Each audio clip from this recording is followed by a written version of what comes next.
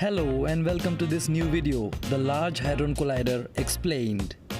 I have received a lot of love and support on my previous video from you guys, and one of the comment asked me to make this video on the Large Hadron Collider.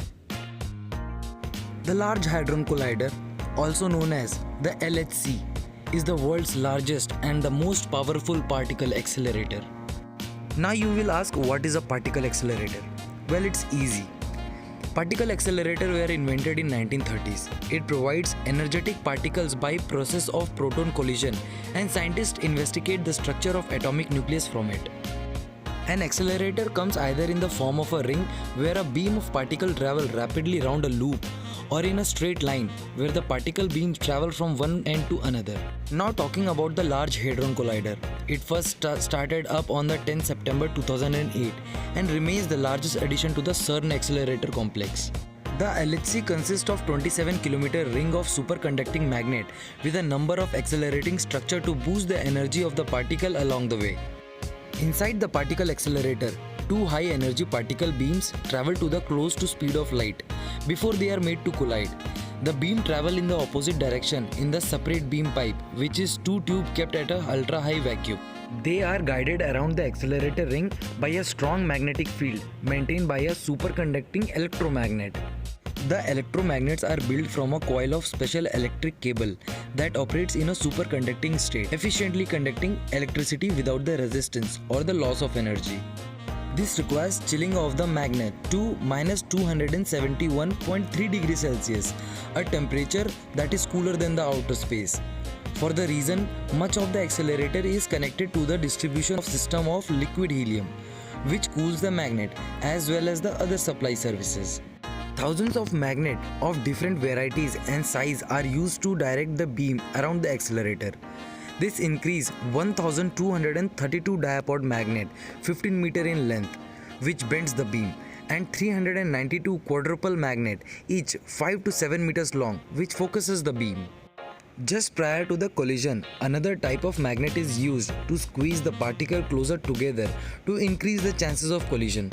The particles are so tiny that the task of making them collide is like firing two needles 10 kilometers apart with such precision that they meet halfway. All the controls of the accelerator, its services and technical infrastructure are housed under one roof at the CERN Control Center. From here, the beam inside the LHC are made to collide at 4 locations around the accelerator ring, corresponding to the position of 4 particle detectors: Atlas, CMS, Alice and LHCb, that is the Large Hadron Collider. Here is something interesting for you. You can explore the CERN Control Center with Google Street View. Just visit the link in the description below. A rumor is floating around the physics community that the world's largest atom smasher may have detected a long-sought subatomic particle called the Higgs boson or the God particle. Now let's talk about God particle, also known as the Higgs boson.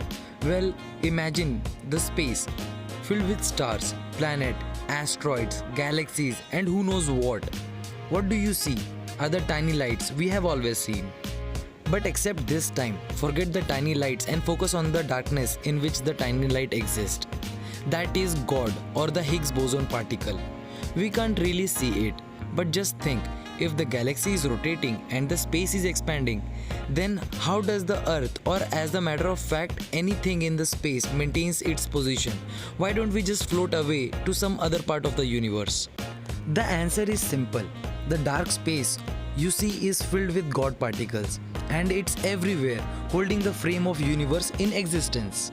We are only beginning to understand how the Higgs boson particle work, and to attain complete understanding how these particles work, we use the Large Hadron Collider to recreate the miniature Big Bang by colliding the protons or ions to near the speed of light, and then study how does the Higgs boson particle behave.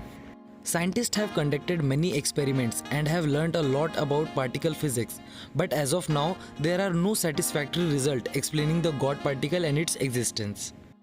So that's it for today's video, guys. I hope you liked it, and if you did, please like, share and subscribe the video so that I can bring more interesting fact to you, and press the bell icon to get notified on my next video. Please write in the comment what did you like the most in this video. Also, it'll be great if you can drop some comment on what should be my next video on. See you all in my next video.